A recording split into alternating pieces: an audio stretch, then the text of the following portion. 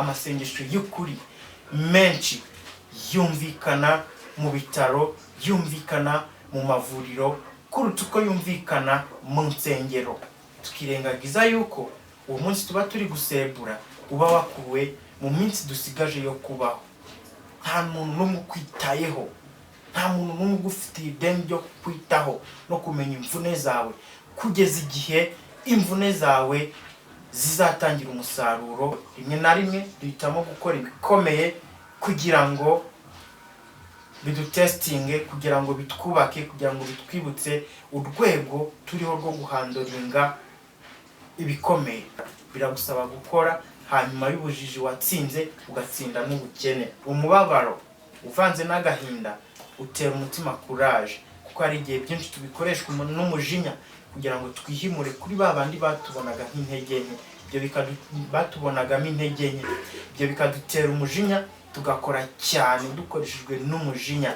Ibyo ngibyo byose ni ibintu bishoka. Ushobora kugenda hariya ukaringisha impano, mfite impano yo gukora ibi n'ibi, ariko wa muntu utabifitemo impano kubera ko akora cyane, kubera ko ari gukora cyane ngo abigereho, bikarangira agukize hasi, bikarangira gutsinze.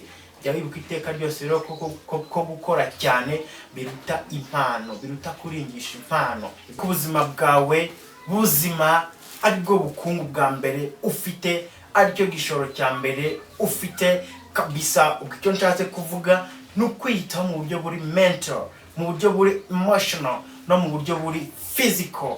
Umurimo unoze ukenera abawukora bazima, kandi abakora umurimo unoze n'abantu bazima bafite ubuzima. Ubwo rero ntuzibwire yuko uzakora ngo witeze imbere, ntuzibwire yuko uzakora ngo ugire icyo ubona kandi urwaye. Bikwibagiza uwo uriwe, ibyo ngibyo bikwibagiza uwo uriwe, bikwibagiza yuko weho ushobora kwigira, bikwibagiza yuko wihagije, bikwibagiza yuko uri umunyembaraga, ukumva yuko imbaraga zawe, ukumva yuko kwihaza kwawe bishingiye ku bandi bantu. Ntukajye usabiriza igihe, ubwira umuntu ngo wampaye igihe, waza mpaye umunota umwe, nshaka ko tuvugana. Ubikora inshuro 2-5, ubikora inshuro 2-5-6-7 kabisa. Ibyo ngibyo ntabwo byagakwiye umuntu nyamuntu wisobanukiwe, umuntu nyamuntu uziyava niyajya. Igihe cyawe ni imari ikomeye. Icyo gihe uri gusaba abandi bivuze yuko wowe ufite igihe utari gukoresha, kubera yuko iyo ufite igihe urimo gukoresha cyawe ubwawe, ntabwo ari weho wakagiye gusaba abandi igihe, ahubwo bakagombye kugusaba igihe. Ugomba gushora imbaraga zawe mu iterambere ryawe iteka ryose. Ujye ukora ikintu wumva kikuzuje, ujye ukora ikintu wumva kiguteye ishema, ujye ukora ikintu hahandi n'ujye ugera mu buriri nijoro ugiye kuryama uzajya utekereza ukavuga ngo uyu munsi nagakoze kabisa. Iyi ni Donne Media TV, nitwa Don the Great. Iki ni ikiganiro ku bumuntu. Ikaze nanone, nizere ko aho uri hose umerewe neza, kandi naho bitameze neza ndagira ngo nkubwire ko gira kwizera gusa, gira kwizera kandi ntiwihebe, ibindi ubiharira Imana kabisa. Ariko muri uko kwizera no kutiheba ujye wibuka gukora, niyo waba uri gukora akantu gatoya ariko wagakoze. Uko niko kuba umuntu, uko niko kugira ubumuntu burimo, cyangwa se bufite ikarita y'ubumuntu, ifite element zikwiye gukora cyane ndetse no kudategereza ubufasha buvuye ku bandi. Ikaze nanone rero, iteka ryose igihe wicaye wenyine, iteka ryose igihe witekerejeho, iteka ryose igihe ubonye akanya ko kwisubiramo, ujye utekereza kuri ibi bintu ngiye kukubwira, ujye wuza ibi bintu ngiye kugarukaho byo mu buzima bwa buri munsi. Urumva bizagufasha kabisa kongera kumenya aho uhagaze, bizagufasha kongera kumenya icyo wakagombye gukosora mu bumuntu bwawe, icyo wakagombye kongera mu buntu bwawe, cyangwa se icyo wakagombye gukura mu bumuntu bwawe. Twese turi kumwe, twese tugendana. Waruzi yuko kabisa amasengesho menshi y'ukuri, amasengesho avuye mu mutima imenetse, amasengesho yuje amarira atarayingona, amarira nyamarira avuga ukuri, amasengesho y'ukuri menshi yumvikana mu bitaro, yumvikana mu mavuriro kuruta uko yumvikana mu nsengero. Amasengesho menshi yumvikana mu mavuriro kuruta uko yumvikana mu nsengero, cyane cyane amasengesho y'ukuri.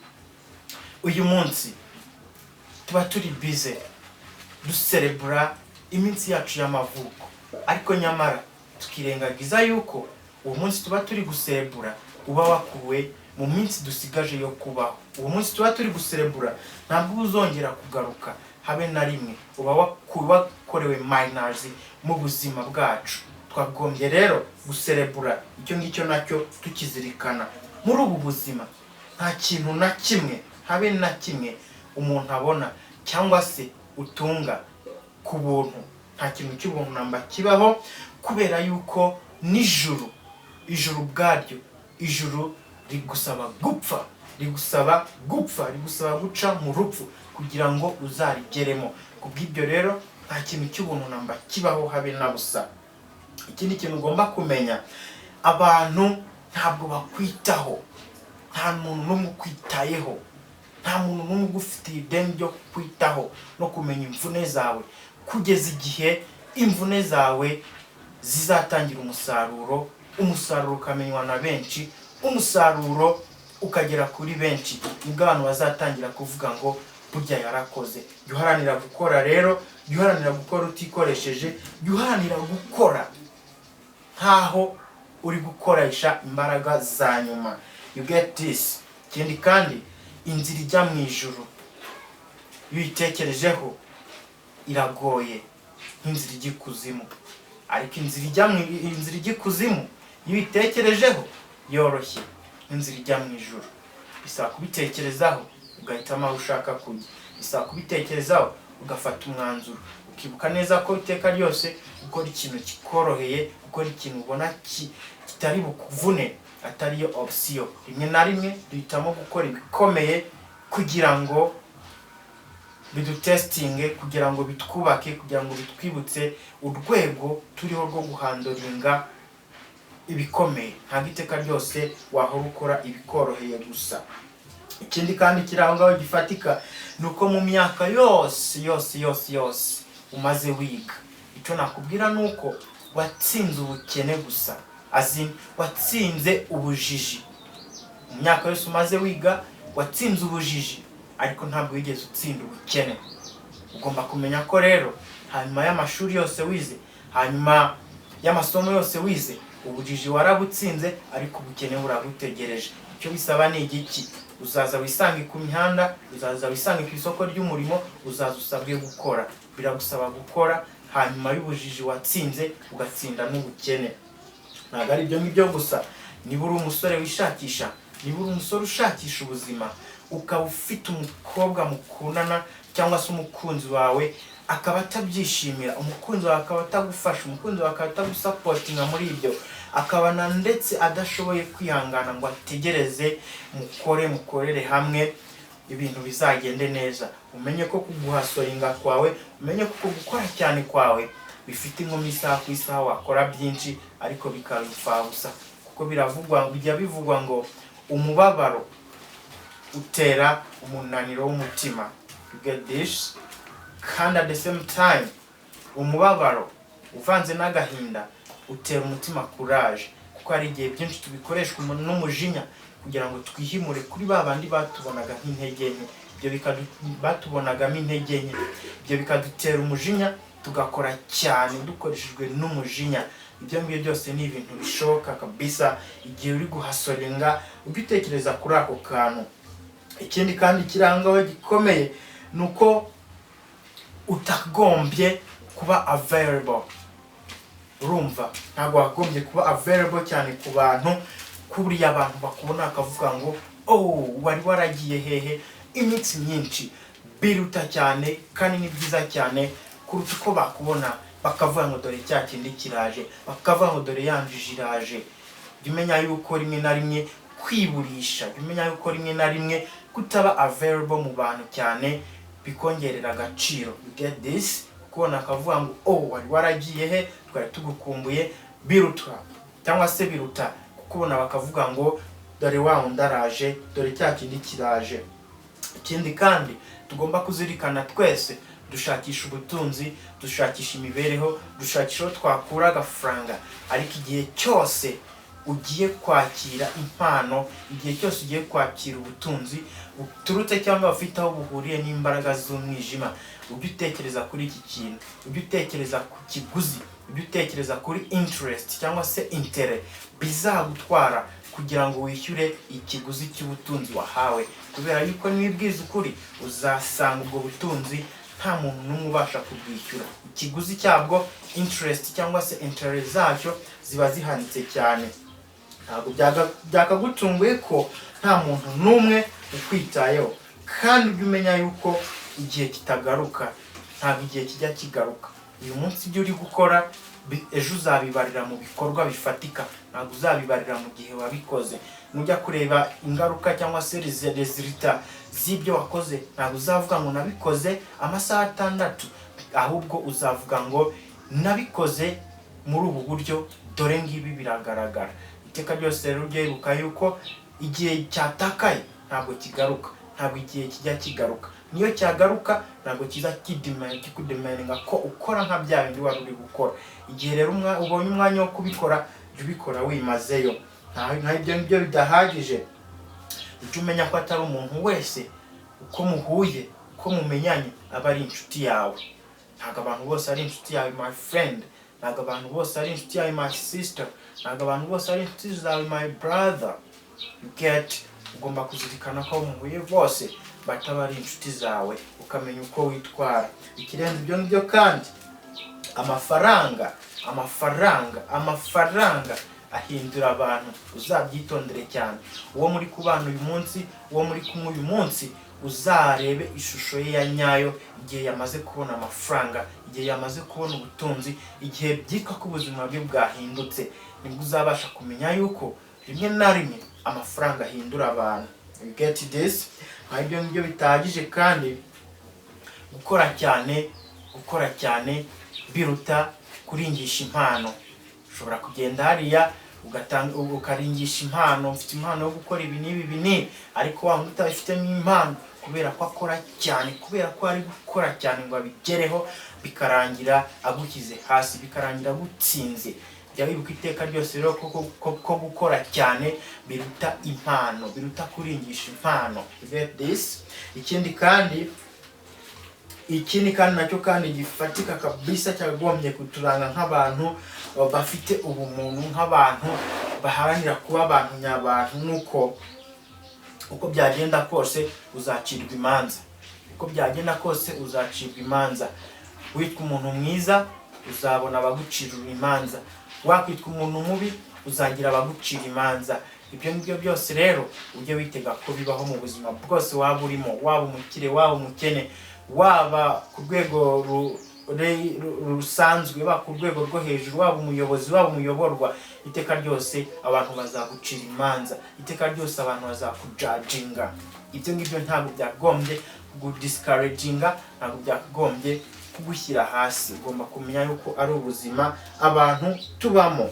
Ikindi kandi ugomba kumenya, intsinzi, gutera imbere, kugira aho wigeza, ntabwo bifata umunsi umwe, bifata imyaka my friend.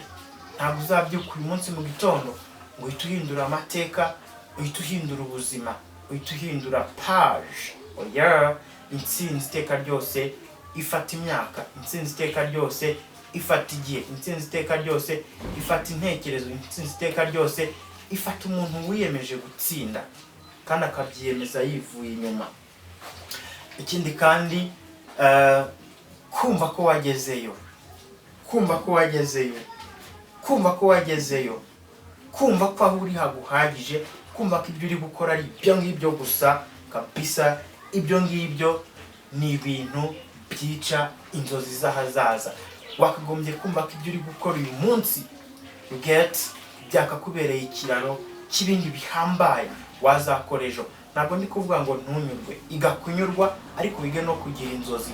Nkaho ibyo bidahagije, wige kugira inzozi kandi inzozi uzabasha gushyira mu bikorwa, uzaziharanire, uzazirarira amajoro, uzaziririrwa amanywa uzirwanira, kuko inzozi zawe n'ejo hazaza. Ikindi kandi kirenze ibyo ngibyo, wirinde kumva ko aho uri wagezeyo, wirinde kumva ko aho uri hawuhagije, kugira ngo bitazica inzozi zawe ufite ejo.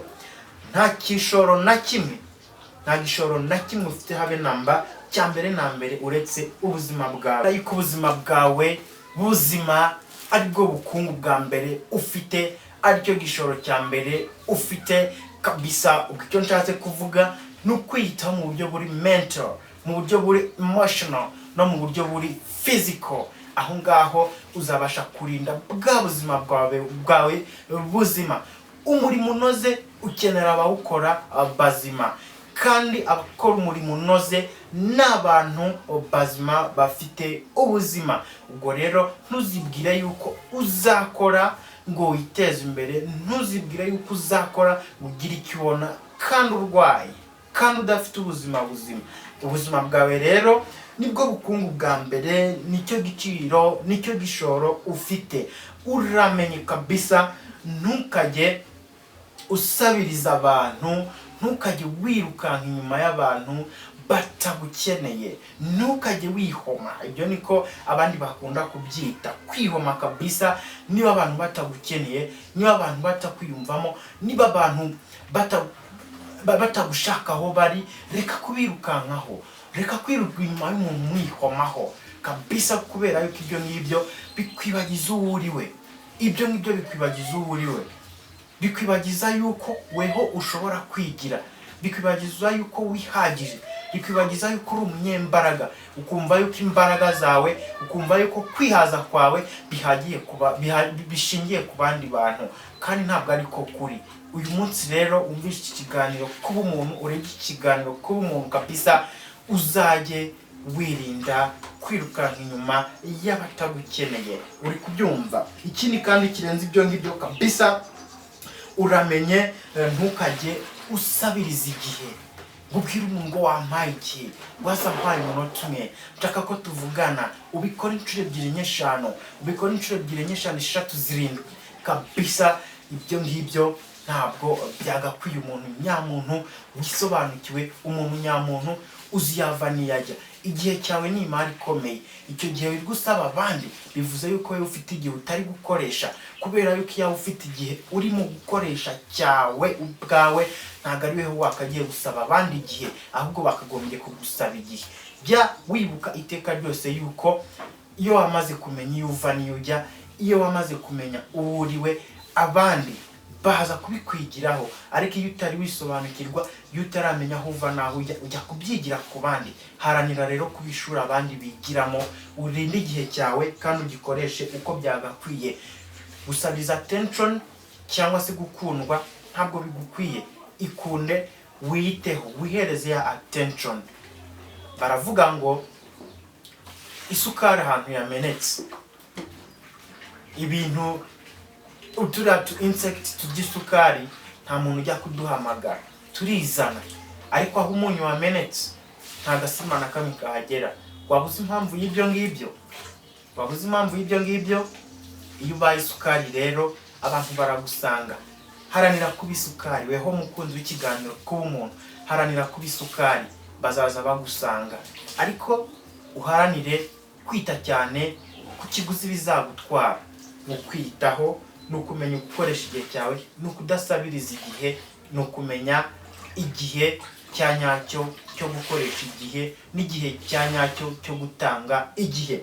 Nk'ibyo ngibyo bidahagije kandi, uramenye kabisa mu mivugire yawe, ujye uvuga ariko uvuga uziga. Icyo bita kuvuga uziga, uvuge make kandi nayo afite icyo asobanuye.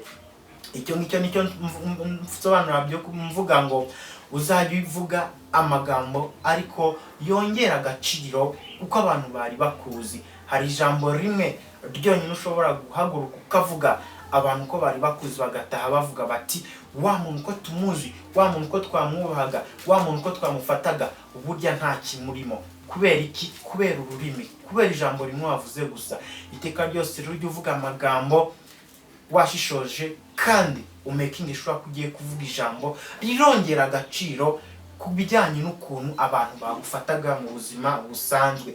Niba bagufataga nk'umunyantege nke, ubwo urumva nawe icyo ugomba gukora, ijambo ugomba kuvuga. Niba bagufataga nk'umuntu bubaha bafatiraho icyitegererezo, vuga amagambo y'icyitegererezo azatuma mu ntekerezo zabo no mu mitwe yabo bakomeza kumva yuko uri umuntu w'icyitegererezo no mu byo uvuga. Ikindi kandi kirenze ibyo ngibyo, igihe ubonye igikorwa cyerekera ku kugutesha agaciro cyangwa kutakubahisha, yaba umuntu ubikoze, yaba ikintu kibaye kikaba, ntugategereze yuko hari umuntu uzaza kubikuvugira. Ako kanya ujye uhita wadressinga iyo disrespect, icyo kintu kikudisrespectinze, yaba ari umuntu ukubahutse, yaba ari ibirari bikakubahukisha, nyamuneka jya uhita ugikangara, jya uhita ucyadressinga, kubera yuko igihe utabikoze bikiba, ejo wabikoze, ejo impamvu yatumye biba irongera ikisubiramo. Kandi gusuzugurwa kenshi, uko usuzugurwa kenshi ni kuhinduka umuntu udafite agaciro mu bagusuzugura cyangwa mu bigusuzugurisha. Igihe rero hari ikikwandurije isura, igihe hari ikigusuzuguje, igihe hari ugusuzuguye, bihita ucyadressinga ako kanya. Kandi wibuke ko mu kiganiro kuba umuntu ntabwo kwadressinga umuntu ugusuzuguye ari ukumwubahuka nawe. Kwadressinga umuntu ugusuzuguye, kwadressinga ikintu kigusuzuguje ni ukwisubiramo, ukareba ku ikarita yawe y'ubumuntu, ukareba elements ziriho. Ese weho uwo muntu kwa gusuzuguje weho uramwubahisha? Uwo muntu ugusuzuguye weho uramwubaha? Icyo kintu kigusuzuguje se ukitwaramo gute? Wamara kwikorera self consultation, ukabona no kugenda ukadressinga ya disrespect.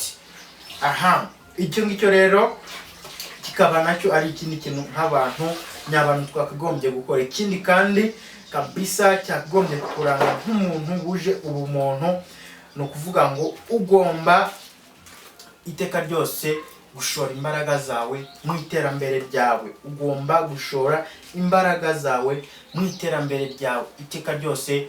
Ujye ukora ikintu wumva kikuzuje, ujye ukora ikintu wumva kiguteye ishema, ujye ukora ikintu hahandi n'ujye ugera mu buriri nijoro ugiye kuryama uzajya utekereza ukavuga ngo uyu munsi nagakoze kabisa. You get this? Hahandi ugera mu buriri ugiye kuruhuka nimugoroba, warambarara ku buriri kwa kundi uri guhumeka kuko uruhutse, ukavuga ngo uyu munsi burya nagakoze. Ubwo rero ujye ushora cyane imbaraga zawe mu bintu cyangwa se mu gukora ibintu biremeye bizajya bituma nawe at the end of the day uzajya wishima nk'umuntu wakoze ikintu gifatika. Ikindi kandi umuntu nyamuntu ntabwo agira ubugambo. Abasakaza ubugambo, abavuga ubugambo, cyo bita gossip, nyamuneka nta muntu wa hano kuri Done Media TV mu kiganiro kuba umuntu wakagombye kuba umunyamagambo, wakagombye kuba umuntu utagira amagambo, wakagombye kuba umuntu udasebanya, wakagombye kuba umuntu utagambanira abandi binyuze mu magambo. Amagambo menshi ntabwo akubahisha. You get this? Amagambo menshi nta gaciro yongera kuri identity yawe, cyane cyane amagambo agambanirana. Get this? Nta muntu rero wa hano kuri Done Media TV umukozi w'ikiganiro kuba umuntu wakagombye kurangwa n'imyitwarire yo kugira ubugambo. Ikindi kandi icyo ngomba kukubwira nuko ugomba iteka ryose igihe ugeze ahari abantu, igihe ugeze ahateraniye abantu batandukanye kabisa, ujye wigaragaza nk'umuntu wiyemera. You get this? Kwiyemera mvuga ntabwo ari ukwirata ku bandi. Kwiyemera mvuga ntabwo ari ugukereya inferiorité na superiorité mu bandi. Kwiyemera mvuga ni ukwereka abantu yuko weho ukuri wiyapreciate, you appreciate who you are. That's what I mean by kwiyemera. Nujya ugera mu bantu kabisa ujye wipresenta nk'umuntu wiyemeye, you get, nk'umuntu wumva ko ufite agaciro, nk'umuntu uremereye mu myambarire yawe, mu ntekerezo zawe no kubijyanye n'ukuntu ugaragara. Ahangaha rero icyo ugomba kumenya nuko abantu bakikubona bwa mbere bahita bakujudginga. Bahita bakujudginga mu buhe buryo? Bakujudginga bigendeye ku buryo bakubonye, physical appearance. yambaye ate, aragenda ate, ese arasate, inyogosho yawe imeze ite. You get? Ibyo ngibyo byose rugomba kubyitaho kubera yuko bituma abantu bagufata muri engo runaka.